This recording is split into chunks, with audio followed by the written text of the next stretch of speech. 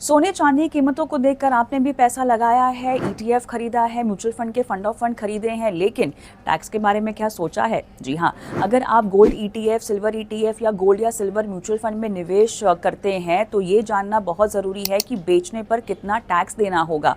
आसान भाषा में आइए इसको समझते हैं। सबसे पहले समझ लेना है कि दो तरह के टैक्स होते हैं, शॉर्ट टर्म कैपिटल गेन्स और लॉन्ग टर्म कैपिटल गेन्स। फ़र्क सिर्फ इस बात से पड़ता है कि आपने निवेश कितने समय तक रखा है। तो गोल्ड और सिल्वर ईटीएफ की बात करते हैं। गोल्ड और सिल्वर ईटीएफ पर जो टैक्स है वो कैसे लगता है आपको बताते हैं। ईटीएफ को दरअसल टैक्स के लिए लिस्टेड नॉन इक्विटी सिक्योरिटी माना जाता है।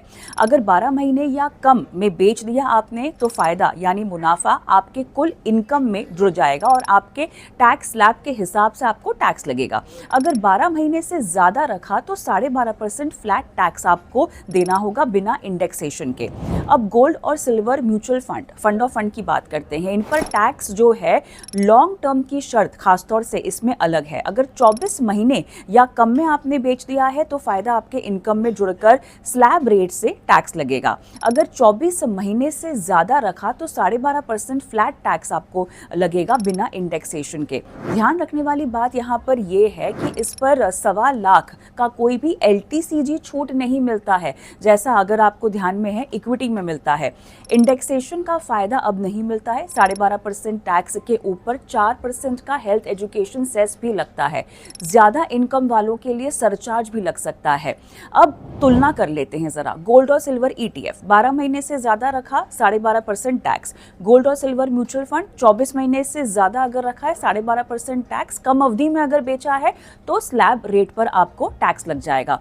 उदाहरण से भी आपको समझा लेते हैं। मान लीजिए 5 लाख का गोल्ड ईटीएफ खरीदा, एक साल बाद वैल्यू होगी 6 लाख, उसमें बेच दिया आपने, मुनाफा कमाया आपने 1 लाख का।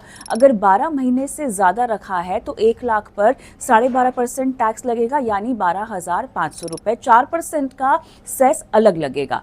आखिरी बात क्या है? आखिरी बात यह है कि सोने और चांदी में निवेश सुरक्षित है, एसेट सुरक्षित माना जाता है, लेकिन टैक्स नियम इक्विटी जैसे नहीं है।